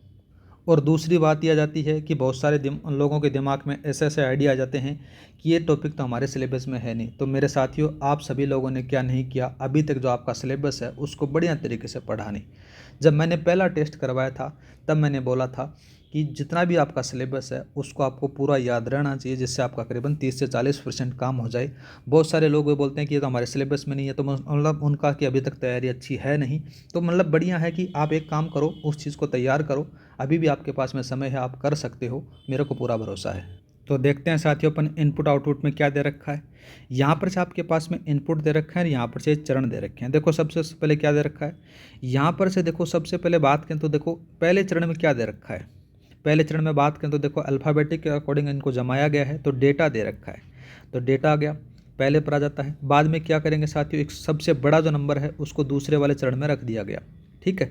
तीसरे वाले में बात करें तो तीसरे वाले में कौन सा आता है, डी के बाद में एफ आता है, तो तीसरा नंबर यहाँ पर से तीसरा दे दिया गया साथियों तीसरे चरण में। चौथे चरण में बात करें तो उसके जो नंबर सबसे बड़ा है वो कौन सा आएगा साथियों, ये चौथा जाता है। पाँचवें चरण की तरफ अपन चलते हैं तो यहाँ पर से क्या आएगा साथियों, यहाँ पर से जाता है ये पाँचवें पर जाता है, पाँचवें के बाद में छठा ये आ जाता है और सातवां ये आ जाता है साथियों, ठीक है। इस प्रकार से आपके पास में 6 चरण आपको देखने को मिलेंगे। 7 चरण क्यों नहीं हुए, क्योंकि यहाँ पर से पहले से ऑलरेडी ये 6 और 7 एक सीक्वेंस में जमे हुए हैं, इसलिए इसको यहाँ पर से ये दे रखा है, ठीक है। और इसी चीज़ को अपने को फॉलो करते हुए आंसर देने हैं। पहला कथन दे रखा है, देखो पहला 56 का क्वेश्चन आता है कि उपरोक्त चरणों को पालन किए गए नियमों के अनुसार कौन सा शब्द संख्या नीचे दिए गए चरण आ जाता है चौथे चरण के दाईं और दूसरा कौन सा होगा। तो इसका जो सही आंसर होगा साथियों वो होगा स्टॉक होगा। नेक्स्ट बात करते हैं, इसको भी फॉलो किया हुआ होता है और यहाँ पर जो आंसर होगा वो कितना होगा साथियों, 6 आपको चरण देखने को मिल जाते हैं, ठीक है। नेक्स्ट बात करते हैं साथियों, नेक्स्ट दे रखा है कि उपरोक्त चरणों की पालना किए गए नियमों के अनुसार अगर इनपुट का सेकंड चरण ये दे रखा है आपके पास में, तो निम्नलिखित में से छठा चरण है वो पूछा गया तो कौन सा होगा। साथियों अगर ऐसा कोई भी सवाल आ जाता है, मतलब कि 20 से उठाकर आपको लास्ट चरण पूछ लिया जाता है, तो उसका आप बता देना कि ऐसा कोई चरण नहीं होगा साथियों, ठीक है। आपको पता थोड़ी कि कहाँ से पहला चरण कहाँ से स्टार्ट हुआ, क्या क्या सीक्वेंस लगाया वगैरह वगैरह, तो इसलिए इसका आंसर सेकंड वाला होगा। नेक्स्ट बात करते हैं साथियों, नेक्स्ट वाला सवाल भी आपको इनपुट आउटपुट का दे रखा है, इसमें थोड़ा सा अलग सीक्वेंस लगाया गया है। देखो साथियों इसमें क्या सीक्वेंस लगाया गया है, यहाँ पर से आपके पास में ये दे रखा है, तो इसमें से सबसे बड़े नंबर को पहले चरण में रखा गया है, ठीक है, बड़ा नंबर आ गया। बाद में क्या किया गया साथियों, दूसरे चरण के अब अपन चलते हैं तो क्या होता है यहाँ पर, इसमें से 2 स्टेप एक साथ चलाई हैं। क्या चलाई हैं साथियों, देखो सबसे बड़ा नंबर को तो यहाँ पर से रखा गया है, अल्फ़ाबेटिक के अकॉर्डिंग यहाँ पर से पहले नंबर को यहाँ पर से रखा गया, मतलब ये आ गया। दूसरे नंबर पर बात करें तो 92 के बाद में कितना आता है साथियों, 60 आता है, तो ये 60 आ गया। और ए के बाद में कौन सा आता है साथियों, एफ वाला, ये दूसरे चरण पर आ गया। इस प्रकार से इनको जमा रहा है, ये इस तरफ से चल रहे हैं और ये इस तरफ से चल रहे हैं, तो यहाँ पर से लास्ट में जा जाता है ये और ये आ जाता है। इस प्रकार से इसको सीक्वेंस में जमाया गया है। तो बात करें अपन क्वेश्चनों के बारे में साथियों, तो 59 का जो क्वेश्चन आता है इसमें से आपसे पूछा गया कि कितने चरण की जरूरत होगी, तो साथियों इसका जो सही आंसर रहेगा वो 4 चरणों की जरूरत होगी। आप ऊपर वाले सीक्वेंस को फॉलो करना, आपका आंसर आराम से निकल जाएगा। नेक्स्ट बात करते हैं, नेक्स्ट वाला सवाल में पूछा गया कि इसमें से पूछा गया कि तीसरे चरण से बाएं से चौथे तत्व के बारे में पता लगाना है, तो कौन सा होगा साथियों, 34 आपको देखने को मिलेगा। नेक्स्ट बात करते हैं, नेक्स्ट वाले क्वेश्चन में भी सेम ऐसा ही दे रखा है, तो इसका जो आंसर होगा वो 52 होगा साथियों, ठीक है। नेक्स्ट बात करते हैं, नेक्स्ट वाला जो सवाल है वो भी आपको इनपुट आउटपुट का दे रखा है, तो सेम जो अपन पहला जो क्वेश्चन कर आए थे वैसा ही इसमें कॉन्सेप्ट लगा रखा है। देखो यहाँ पर से सबसे बड़ा नंबर है उसके बारे में बात करते हैं। देखो सबसे पहले क्या होता है, यहाँ पर से पहले नंबर पर यहाँ पर से रख दिया गया है। इसमें से थोड़ा सा कन्फ्यूजन होने वाली बात है साथियों, इसमें से छोटे नंबर पर ले रहा है, मतलब कि 86 आ गया। 86 के बारे में बात करें तो साथियों यहाँ पर जो सबसे जो है उसके बारे में बात करें, दूसरे चरण में क्या लेगा, दूसरे चरण में यहाँ पर से लेगा साथियों, ये आ जाता है 98 है, तो ये दूसरे नंबर पर 8 आ गया, ये दूसरा आ गया। तीसरे के बारे में बात करें तो तीसरा कौन सा आएगा, तीसरा जाता है, ये आ गया, तीसरा आ गया। चौथे में बात करें तो चौथे में कौन सा आएगा साथियों, चौथे में 8 के बारे में बात करें, एंड आ जाता है। इस प्रकार से इनको सीक्वेंस में जमाया गया है, तो इसी को अपन फॉलो कर रहे हैं। तो इसके अंदर से क्या होगा, देखो साथियों ऊपर चरणों की पालना किए गए नियमों के अनुसार निम्न इनपुट का चरण थर्ड पूछा गया, तो जो तीसरा जो चरण होगा वो कौन सा होगा साथियों, इसका जो आंसर होगा वो होगा, ये होगा 50 आफ्टर और 78 86 90 देन एट देयर होगा। नेक्स्ट बात करते हैं, नेक्स्ट सवाल था कि ऊपर चरणों के पालन किए गए नियमों के अनुसार निम्न इनपुट का सेकंड चरण में बाएं सिरे से छठा तत्व कौन सा होगा, तो इसके अंदर से साथियों कौन सा होगा, वो होगा देन होगा। नेक्स्ट बात करते हैं, नेक्स्ट वाले सवाल में भी पूछा गया कि ऊपर जो अपने स्टेप हैं उनको फॉलो करते हुए यहाँ पर से पूछा गया कि जो इनपुट है उस इनपुट का चौथे चरण के दाईं और छोर से दूसरे तत्व के बाएं तीसरा तत्व कौन सा होगा, तो साथियों वो 8 होगा, ठीक है। नेक्स्ट बात करते हैं साथियों, नेक्स्ट सवाल आ जाते हैं साइंस के। सवाल दिया गया कि मॉर्फिन एक दर्द निवारक एल्केनाइड है जो किस पौधे से प्राप्त किया जाता है, तो साथियों वो अफीम से किया जाता है। ठीक है। नेक्स्ट बात करते हैं, निम्नलिखित में से असत्य कथन के बारे में पूछा गया है। तो देखो असत्य कथन के अंदर से क्या होगा, जो डेटोल होता है वो क्लोरोजाइलिन और टर्पिनियोल का मिश्रण होता है, ठीक बता जाती है। आयोडीन का टिंचर आयोडीन एल्कोहल तथा पानी के मिश्रण का 2-3 विलयन होता है। ठीक है। नेक्स्ट बात करते हैं, सोडियम बेंजोएट सर्वाधिक प्रयुक्त खाद्य परिरक्षक है, तो ये बात यहाँ पर से गलत आ जाती है साथियों। नेक्स्ट बात करते हैं, मेलेकाइट किसका एक है, तो मेलेकाइट है ना साथियों वो कॉपर का इसका है। नेक्स्ट बात करते हैं, निम्न में से कौन सा रासायनिक परिवर्तन नहीं है, तो रासायनिक परिवर्तन बात करें तो साथियों जो गीली मिट्टी का सूखने का पर भंगूर होना है वो आपको रासायनिक परिवर्तन नहीं देखने को मिलता है। नेक्स्ट बात करें साथियों, अपमार्जक के संदर्भ में असत्य कथन पूछा गया है, तो इसमें से कौन सा होगा साथियों, जो अपमार्जक होते हैं वो दीर्घ श्रृंखला वाले कार्बोक्सिलिक अम्लों में के सोडियम और पोटेशियम के लवण होते हैं, ये बात यहाँ पर से असत्य आती है। ठीक है। नेक्स्ट सवाल आ जाता है साथियों, निम्नलिखित में से असुमेलित पूछा गया है, तो देखो सिरका होता है, सिरका में एसिटिक अम्ल होता है। ठीक है। नेटल डंक है वो मेथेनोइक अम्ल होता है। इमली में बात करें तो साथियों इसमें से टार्ट्रिक अम्ल होता है, कौन सा होता है, टार्ट्रिक आपको देखने को मिलेगा। ठीक है, टार्ट्रिक अम्ल। दूसरा बात करें यहाँ पर से सिट्रिक अम्ल है, ये नींबू संतरा में मिलता है, किस में मिलता है, नींबू संतरा में। ठीक।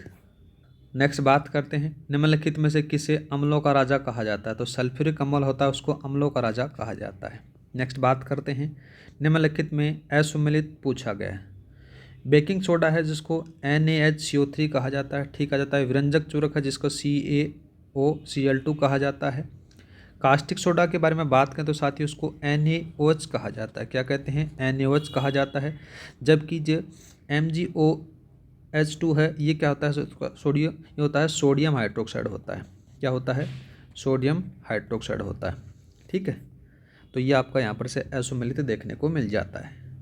नेक्स्ट बात करते हैं, निम्नलिखित में से कौन सा जीवाणु नाइट्रोजन स्थिरीकरण में भाग लेता है, तो कौन सा लेगा साथियों, राइजोनियम जीवाणु है वो भाग लेता है। नेक्स्ट बात करते हैं, बायोगैस का प्रमुख घटक है, तो बायोगैस का जो प्रमुख घटक होता है वो मेथेन होता है साथियों, क्या होता है, मेथेन होता है।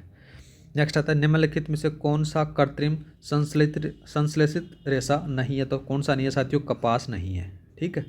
नेक्स्ट बात करते हैं, नेक्स्ट सवाल दे रखा कि बल का मात्रक है, तो जो बल का मात्रक न्यूटन भी होता है, डाइन भी होता है और पाउंडल भी होता है साथियों, उपयुक्त सभी आपको देखने को मिलेंगे। नेक्स्ट बात करते हैं, डायनोमो या फिर विद्युत जनित्र द्वारा ऊर्जा रूपांतरण दर्शाया जाता है, तो यांत्रिक ऊर्जा को वो विद्युत ऊर्जा में कन्वर्ट करते हैं। ठीक है। नेक्स्ट बात करते हैं, डॉक्टरी तापमापी की परास क्या होती है, तो डॉक्टरी तापमापी की जो परास होती है साथियों वो 35 डिग्री सेंटीग्रेड से लेकर 42 डिग्री सेंटीग्रेड आपको देखने को मिलती है।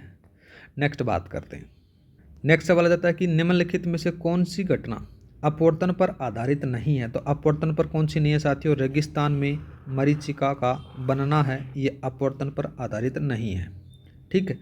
नेक्स्ट बात करते हैं, अवतल दर्पण का प्रयोग नहीं है, तो अवतल दर्पण का जो प्रयोग नहीं है साथियों, जो वाहनों के पार्श्व दर्पणों में इनका प्रयोग नहीं किया जाता है।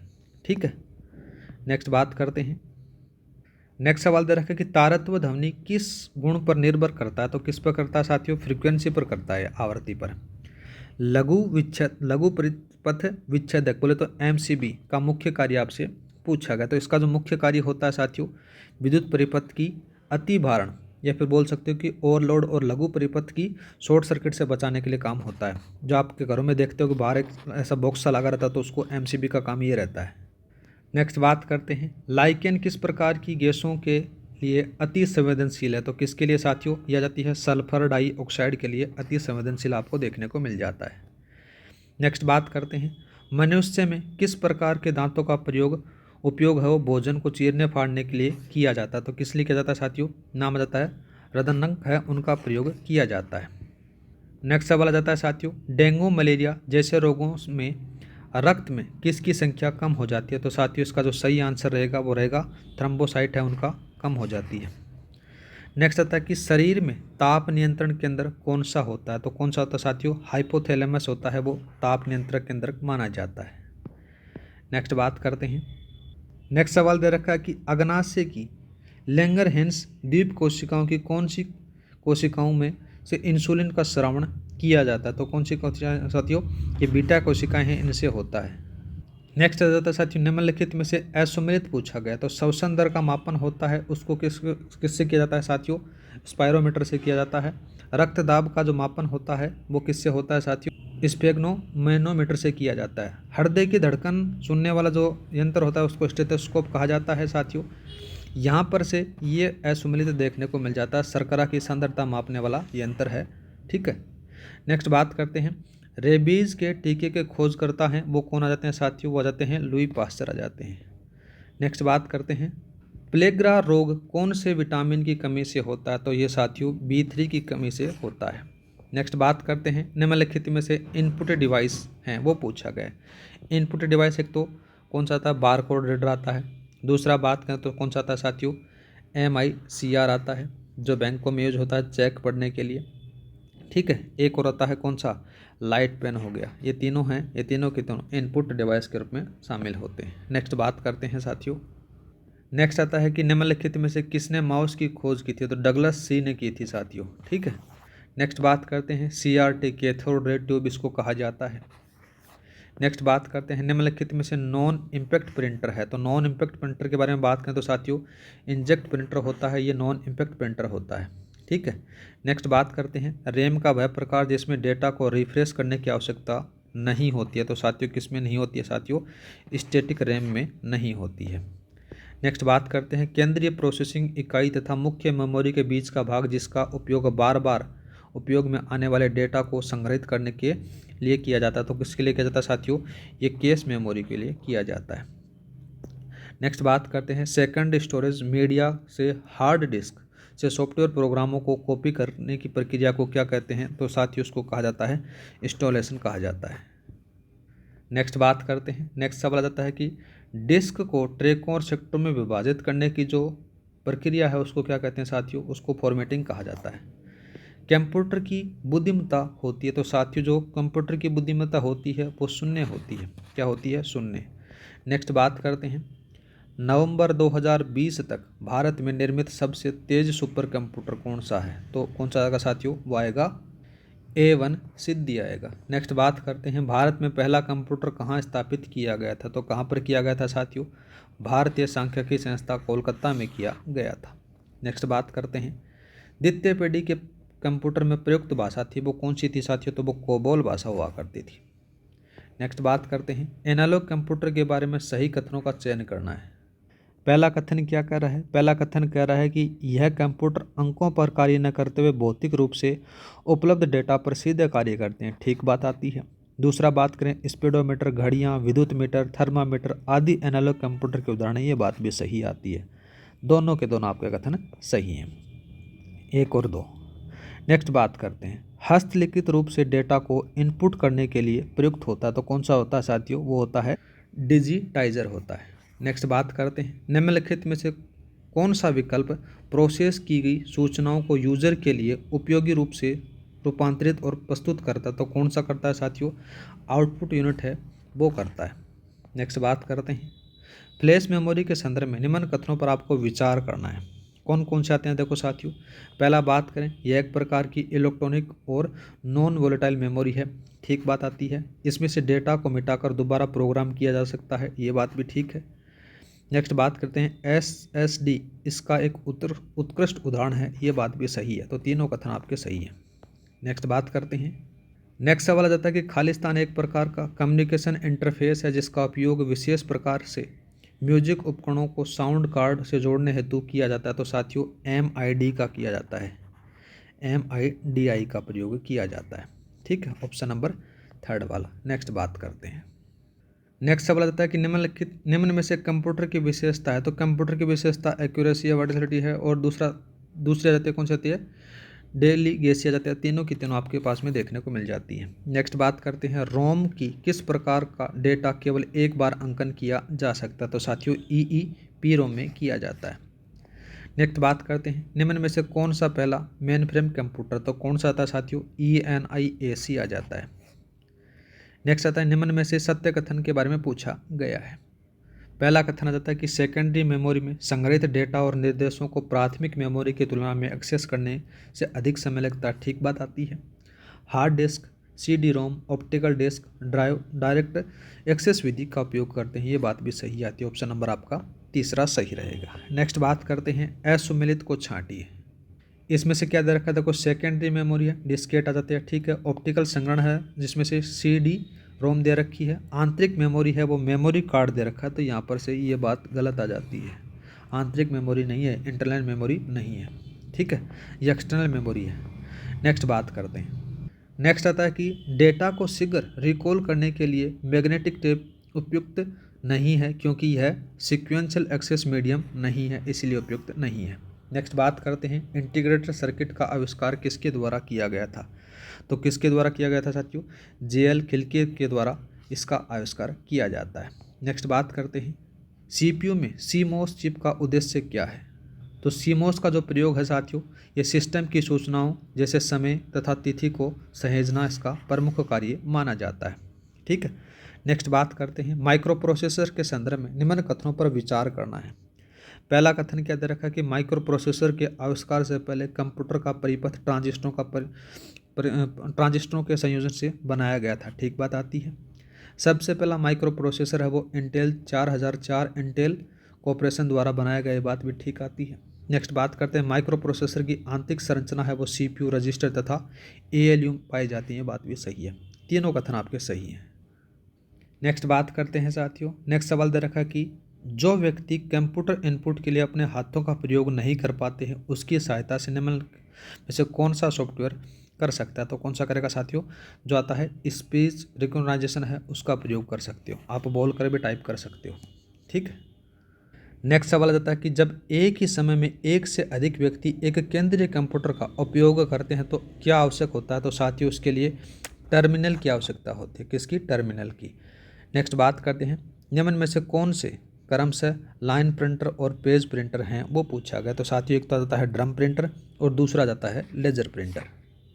नेक्स्ट बात करते हैं, नेक्स्ट आता है कि साथियों की कैप्स लॉक जैसे कीबोर्ड का फीचर को शुरू करना बंद करने का जो बटन को कहते हैं उसको क्या कहते हैं, टॉगल की कहा जाता है।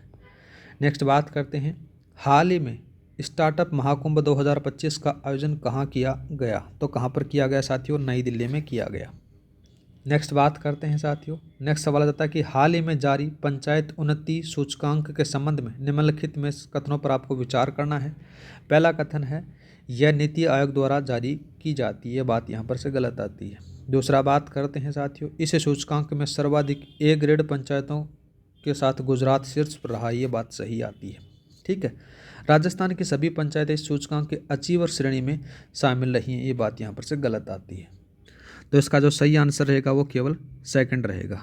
नेक्स्ट बात करते हैं एकीकृत वक्फ प्रबंधन आधिकारिकता दक्षता और विकास अधिनियम 2025 के संबंध में निम्नलिखित कथनों पर आपको विचार करना है। पहला कथन क्या दे रखा है, पहला कथन दे रखा है कि इसके अनुसार वक्फ बोर्ड और केंद्रीय वक्फ परिषद में कम से कम 2 मुस्लिम महिलाओं का होना आवश्यक है, ठीक बात आती है। दूसरा बात करें वक्फ समिति से संबंधित स्वामित्व विवाद निपटान और सर्वेक्षण जिला कलेक्टर द्वारा किया जाएगा, ये बात भी सही आती है। नेक्स्ट बात करते हैं, तो नेक्स्ट दे रखा है कि ट्रिब्यूनल के फैसले को केवल 45 दिनों के भीतर ही हाई कोर्ट चुनौती दी जा सकती है, बात यहाँ पर से गलत आती है। तो ऑप्शन नंबर आपका पहला और दूसरा सही है। नेक्स्ट बात करते हैं ब्राज़ील में आयोजित वर्ल्ड बॉक्सिंग कप 2025 के पहले चरण में भारत के किस खिलाड़ी ने स्वर्ण पदक जीता। तो किसने जीता साथियों, यह जाता है हितेश गुलिया के द्वारा जीता गया है, ठीक है। नेक्स्ट बात करते हैं, नेक्स्ट सवाल बात करते हैं कि अप्रैल 2025 में किसे भारत के 107वें राष्ट्रीय उद्यान के रूप में अधिसूचित किया गया। तो सिमलीपाल टाइगर रिजर्व ओडिशा वाले को किया गया। इंपॉर्टेंट सवाल है साथियों ये, ठीक है। नेक्स्ट बात करते हैं, नेक्स्ट सवाल दे रखा है कि हाल ही में 23वें राष्ट्रीय विधि आयोग के अध्यक्ष के रूप में किसे नियुक्त किया गया। तो किसको किया गया साथियों, दिनेश माहेश्वरी को किया गया है। नेक्स्ट बात करते हैं हाल ही में DRDO द्वारा laser guided energy weapon system का सफलतापूर्ण परीक्षण किया गया, इसे किस नाम से जाना जाता है। तो किस नाम से जाना जाता है साथियों, सहस्त्र शक्ति के नाम से जाना जाता है। नेक्स्ट बात करते हैं, हाल ही में केंद्रीय प्रदूषण नियंत्रण बोर्ड द्वारा पर्यावरण प्रदूषण के आधार पर किए गए उद्योगों के वर्गीकरण में कौन सी श्रेणी पहली बार जोड़ी गई है? तो कौन सी जोड़ी गई है साथियों? ब्लू नीला वाली जोड़ी गई है। नेक्स्ट बात करते हैं, वर्ल्ड हेरिटेज डे 2025 के अनुसार यूनेस्को ने भारत के किन 2 साहित्य ग्रंथों को अपने memory of the world register में सम्मिलित किया गया? तो कौन कौन से को शामिल किया गया है साथियों? 2 हैं, उनका नाम याद रखना। एक तो आता है नाट्यशास्त्र और दूसरा जाता है गीता को शामिल किया गया है। नेक्स्ट बात करते हैं, 7वें पोषण पखवाड़े के संबंध में निम्नलिखित कथनों पर आपको विचार करना है। कौन कौन सा आता है? इसका जो आयोजन होता है वो 8 से 22 अप्रैल तक महिला एवं बाल विकास मंत्रालय द्वारा किया गया। ठीक बात आ जाती है।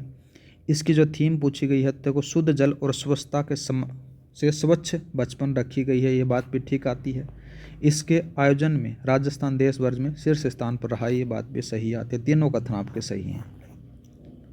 नेक्स्ट बात करते हैं साथियों, इंग्लिश का एक पैसेज दे रखा है आपको, यहाँ पर से इसको पढ़ना है। इसका जो आंसर आएगा इसमें से कौन सा आएगा? ह्यूमन नेचर आपको देखने को मिल जाता है। ठीक है। नेक्स्ट बात करें तो साथियों कौन सा आएगा? यहाँ पर मिलेगा आपका इसका answer like a human animal आपको देखने को मिल जाता है। नेक्स्ट बात करते हैं साथियों, इसका मिलेगा आपको इंडिविजुअल एक्सपेरिमेंट्स एंड एनवायरनमेंट वाला आंसर देखने को मिल जाता है। नेक्स्ट बात करते हैं तो इसका जो आंसर मिलेगा आपको, ये मिलेगा आपको 4th वाला। ठीक है। 135 के अंदर से बात करें तो 135 के अंदर से कौन सा मिलेगा साथियों? इसका जो मिलेगा आपको ये मिलेगा 3rd वाला। आगे पूछे गए साथियों आपको इडियम्स दे रखे हैं, इडियम फ्रेजेस दे रखे हैं, तो इसका जो आंसर आएगा वो आएगा साथियों आपको 3rd वाला। ठीक है। नेक्स्ट बात करते हैं, नेक्स्ट वाले क्वेश्चन के बारे में बात करें तो ये भी एक इडियम का सवाल दे रखा, तो इसका आंसर ये होगा फर्स्ट वाला। 138 में बात करें तो 138 में कौन सा आएगा साथियों? 3rd वाला जाता है। और 139 में बात करें तो 139 में आएगा साथियों आपका 4th वाला आपको देखने को मिल जाता है। 140 के बारे में बात करें तो 140 में कौन सा आएगा साथियों? यहाँ पर जो 3rd वाला आपको देखने को मिलेगा। 141 में बात करें तो आपका 2nd वाला देखने को मिल जाता है। ठीक है। आगे बात करते हैं साथियों 142 के बारे में। 142 का जो आंसर रहेगा आपको ये 2nd वाला देखने को मिलेगा। 143 के बारे में बात करें तो ये 3रा वाला देखने को मिल जाता है साथियों। 144 के बारे में बात करें तो 144 में कौन सा आएगा साथियों? ये पहले वाला आपको देखने को मिल जाता है। 145 के बारे में बात करें तो कौन सा मिलेगा साथियों? आपको ये इसका आंसर देखने को मिल जाता है। नेक्स्ट बात करते हैं 146 के बारे में। 146 में कौन सा मिलेगा साथियों? इसका आपका पहले वाला आंसर देखने को मिल जाता है। 147 में बात करें तो साथियों कौन सा मिलेगा? 4th वाला देखने को मिल जाता है। 148 के बारे में बात करें तो आपको ये पहले वाला मिल जाता है। ठीक है। और 149 के बारे में बात करें तो 149 में आपको मिलेगा ये पहले वाला। और 150 के बारे में बात करें तो साथियों आपको मिलेगा ये 3rd वाला मिल जाता है। इस प्रकार से आपका जो माइनर 4 है वो यहाँ पर कंप्लीट हो जाता है। साथ क्लास अच्छी लगी तो लाइक और सब्सक्राइब करना न भूलें। और एक जो 4th ग्रेड श्रेणी है उसकी जो टेस्ट सीरीज चल रही है उसका एक पेपर अपने हल कर लिया है साथियों। और वीडियो की टेस्ट सीरीज जैसे ही चलेगी उसका भी अपन हल करेंगे साथियों। आज के लिए इतना ही। जय हिंद, जय भारत।